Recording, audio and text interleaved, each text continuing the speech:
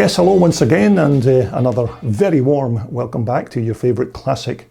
dirt bike TV channel, where we continue to look at more of those old vintage dirt bikes from way back in the day and just try and discover what it was about these old race bikes that made them so popular. Now, we do cover all makes and models and types of off-road bikes here on my channel, and it's mainly bikes from the scrambles era of the 1950s, right up, of course, until the evolution bikes of the 1990s came along. So there's quite a diverse supply of old vintage racers to see here on Classic Dirt Bike TV. Now, coming up next, we're going to delve back into the Rob Hughes emporium of old vintage race bikes, and this time round it's the turn of Rob's 1989 FE501 Husaberg that we're going to take a look at. So without any further delay, let's just jump straight into the video. Now, Husaberg motorcycles were founded back in 1988, and this brand new motorcycle manufacturer actually all came about because of the Italian motorcycle company Cagiva, who had just bought over the Husqvarna motorcycles brand the year before. Now, a group of the Swedish Husqvarna engineers decided not to continue their employment with the new Cagiva owners, and so they eventually began starting up their brand new motorcycle brand.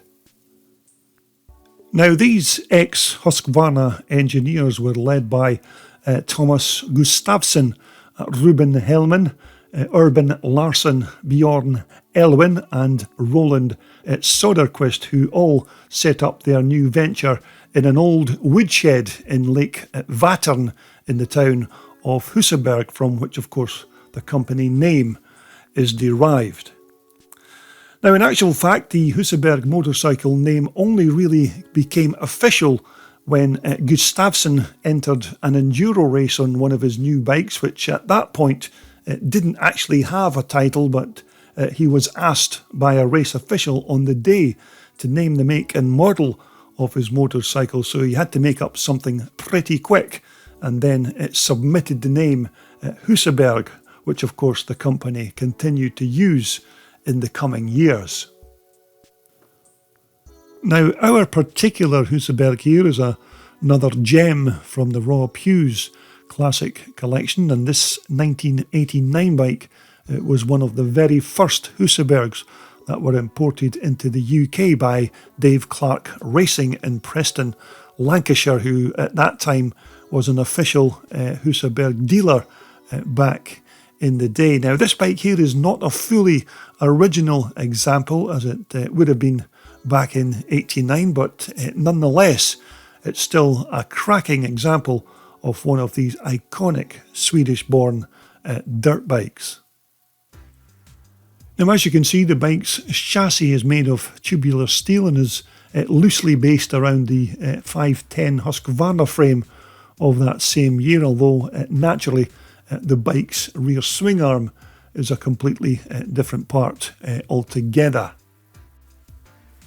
Now, again, the motor on these big Husabergs is a derivative of the hugely successful Husqvarna TE510 engine, although this motor here is a 501cc power plant with a 4-valve head and a few other very nice design improvements over the older Husky design. Now, for one thing, the cylinder was nickel plated, and this motor here had a shorter stroke with a special upgraded conrod. Now, the motor, of course, was much lighter than the Husky equivalent, and in terms of its power output, these big Husabergs could certainly pack a punch. Although our particular engine here has the later bottom end, which is taken from one of the much more modern Husaberg machines. Now, the sparks for this big single cylinder motor were supplied by an SEM electronic ignition system, which was quite efficient and reliable for its time.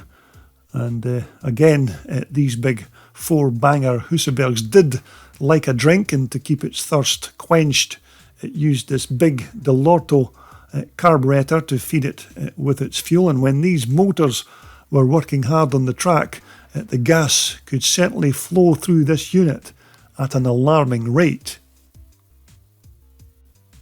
Now, as we get to the transmission side of the engine, these Husabergs did have a 6-speed gearbox, which was quite unusual for a big single-cylinder bike, as normally with these larger motocross engines, they did tend to use less gears when they were in the 500 plus cc bracket. But with 6 gears to play around with, the big Husabergs were ready for all kinds of tracks, whether they were short or long. Now again, they had a standard wet multi-plate clutch, and this was a quite heavy duty affair to try and help cope with the horsepower from that 500 motor. And again, this clutch was hydraulically operated rather than the old school cable operating systems. Now, once more, the exhaust system on this bike has been custom made in stainless steel, and this superbly handcrafted pipe was manufactured by JEK Fabrications in Somerset here in the UK, who of course not only produce these very high quality exhaust systems for all types of motorcycles, but they also supply all manner of alloy and stainless steel fabrications for racing cars as well. Now you can just imagine the bark that comes out of this JEK tailpipe when that big 501 motor eventually gets fired into life. And this tailpipe once again is of course made in stainless steel.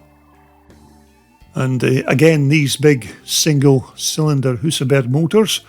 are naturally water-cooled with this big single radiator that runs across the front of the frame, with, of course, the water pump being driven directly from the motor's camshaft at the top of the engine, as you can see here. But again, early variations of these Husaberg power plants never really had a good reputation with regards their reliability, which was mainly due to them not having an oil pump to circulate the oil around the engine. And many of the older motors did rely on the splashing action of the timing chain to circulate the oil around the engine, which is more than likely why this particular Husaberg engine here has the later oil pump bottom end fitted to improve its reliability. Now, back in the day, these Husabergs would have been fitted with a set of white power upside down front suspension units, which as far as I'm aware are what are fitted to this particular machine here. And these white power forks were pretty good suspension systems for their day, and they were rugged and very strong, and they did give the rider a bit of scope for making adjustments to the rebound and compression settings when they needed to make changes to suit the different racetracks or rider preferences. But these suspension systems were of course very high quality and well suited to these big single-cylinder Husabergs. And once again, the wheels on our featured machine are not the original items from 1989, and these are a set of brand new replacement ACR Talon gold anodized alloy wheels that have been rebuilt with new heavy-duty spokes. But these Talon wheels, once more, are top quality, and they certainly look great alongside the yellow theme of this big four-stroke dirt bike. Now, if my ageing memory still serves me correctly, I think these original Husabergs from '89 would have just used the disc braking systems from the equivalent Husqvarnas in that year, although we did say here that this model does have a few upgrades over the standard parts, and for the front and rear braking systems on our 501 we have these top quality Italian Brembo brakes with this modern style wavy disc. But these Italian Brembo hydraulic brakes had some serious stopping power, and they were again well suited to this big 4-stroke motocrosser. Now, with regards this box section alloy swing arm, I'm not entirely sure as to its make or its origins, although the chances are that this again could be another Husqvarna part, although I was unable to confirm or deny that statement on the day that I grabbed these pictures, although it certainly looks like it's up to the job of keeping the rear end of that big Husaberg tracking straight and true over even the bumpiest of racetracks. Now, when it comes to the back end of this bike, now almost all of these early Husabergs used white power rear shocks on the back of these machines, but in our case here, that white power suspension unit's been substituted for this top of the range Öhlins unit from Sweden. And of course, other good quality shocks are available for these Husabergs, but when you fit these Öhlins suspension systems, they do have loads of scope for adjustment and tuning, and of course they are all fully serviceable and rebuildable. Also for 1989, a plastic fuel tank on these big Husabergs with these big air scoops to try and direct the oncoming air into the radiator. And we also have Jimmy Eriksson's signature here on this bike, who of course was one of Sweden's top Husaberg riders back in the day, alongside many other legendary names, including Joe Smets, Walter Bartolini, and Kent Carlston, and of course the great Anders Ericsson, who were all pilots of these big 4-banger crossers. But more or less all of the plastic parts on this bike are supplied by Acerbis Plastics, and the yellow and blue graphics theme is certainly in keeping with Sweden's colours of their national flag.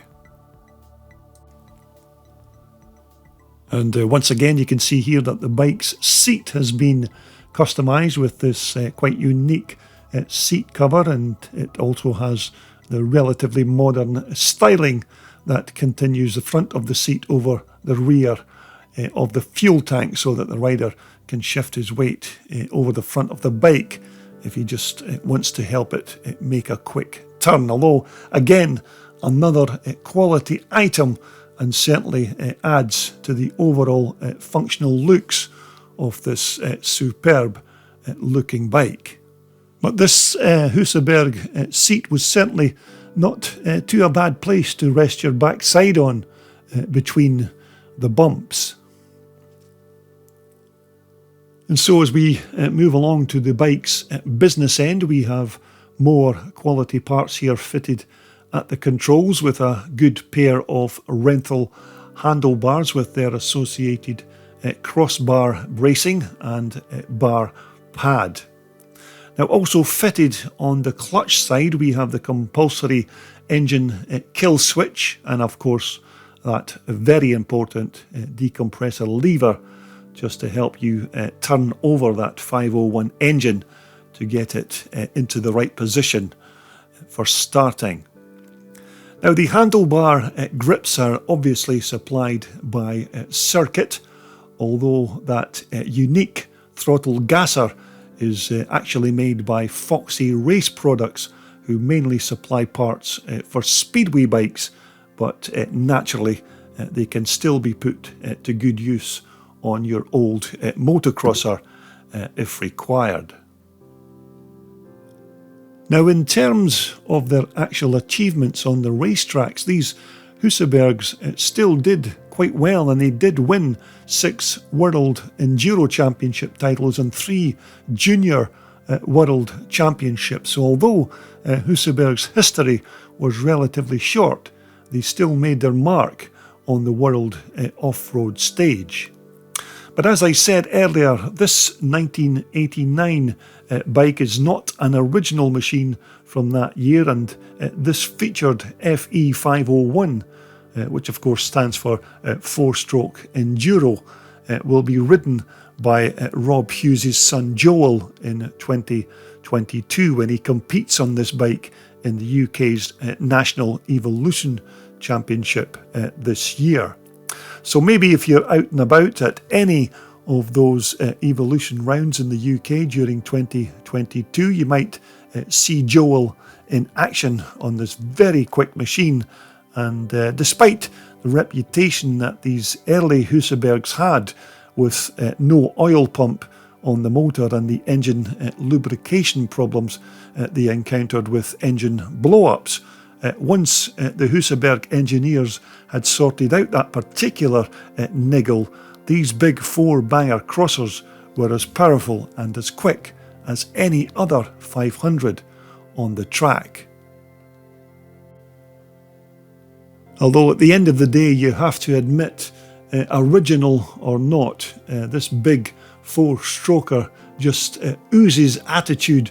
and certainly has the looks to accompany it, and with that strong steel chassis, very good suspension on the front and rear, and of course not forgetting that big Husqvarna derived 500 motor, just all add up to be a winning combination for a top 3 finish on the racetrack.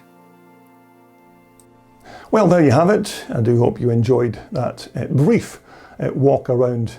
another one of Rob Hughes' fantastic race bikes. That's his FE 501 Husaberg from 1989. Now we do have, of course, many more bikes to take a look at from Rob's collection, so if you haven't already done it, I do hope you will subscribe to my channel in order that you don't miss out on any future bikes from Rob's collection.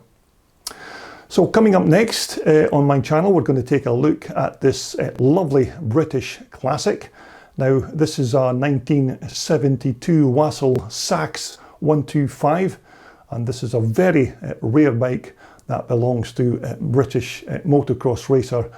Alan Bott. Now we'll be taking a walk around and talking about this bike in detail in my next video posting here on my channel. But of course, until then, I do hope you all continue to be safe and well, and I hope you will return to my channel very soon to talk about more of these old classic vintage race bikes right here on your favourite and #1 Classic Dirt Bike TV.